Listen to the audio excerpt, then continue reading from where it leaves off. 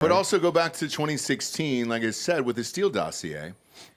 How did anybody believe that was real? I mean, we didn't on this show from the inception of it, where it was like, all right, you're going to tell me that Donald Trump paid a bunch of Russian prostitutes to piss on a bed that Obama slept in Russia, and that was the thing? Like, it seems so outlandish. And then it found out that it was later. But yeah, my friends at State told me it took them about a week to track down that money came from the DNC.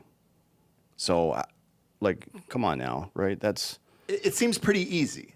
So how did that go? How was that lie still going? Well, we're talking about two different things. You're talking about two different things. You're talking about the spreading of misinformation or disinformation, and the weaponization of a government agency. I'm saying that. But isn't that equal? No, absolutely not.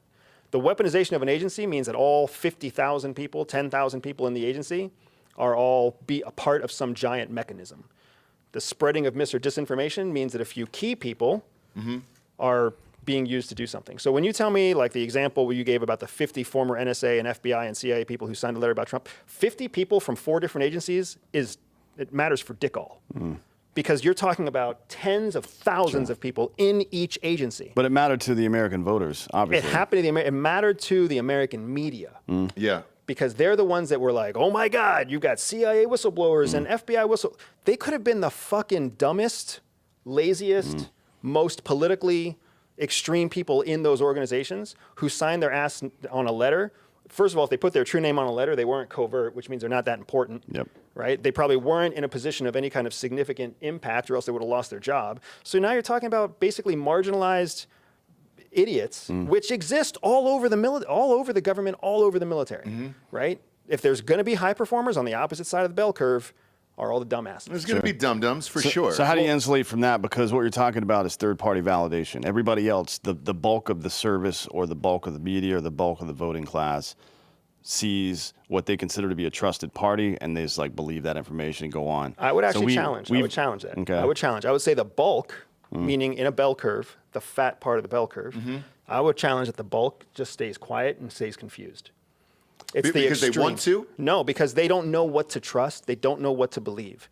So I don't know, man. If you talk to people, and look, this is an extreme, but if you talk to people that consider themselves to be hardcore Democrat, I've never voted Republican before, they believe that all this footage, like I'm not even kidding. I just saw a recent study about this. They believe that all this footage of Biden being led around, mumbling and saying stupid shit is all deep fake. They literally believe that. Oh, that's just a propaganda. It's just like, no, you can see it live on television.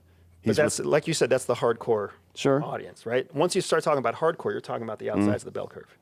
Right, I'm talking. That's true. Yeah. I understand what you're saying. In the fat part of the bell curve, the place where most reasonable, intelligent, hardworking Americans live, they don't know what to think. They look at this and they're like, I would love to believe somebody, but the hardcore Democrats are crazy and the hardcore Republicans are fucking crazy. So what's left for us in the middle? Like, where's the sanity in the middle? And when they don't see it, they just stay silent. Yeah, but like that level of confusion about one or both of the candidates is going to have some result, whether it's affecting their voting pattern or where it's affecting whether they vote or not, right? Correct. Just staying home. Correct. Right? So there's still an impact, like a massive impact. And this is, like, I don't know where the line is from messaging and propaganda and election interference. I'm not exactly sure where that red line is, but I feel like it was crossed in 2020. I don't think there's a red line. I think that's the problem. I think there is no red line.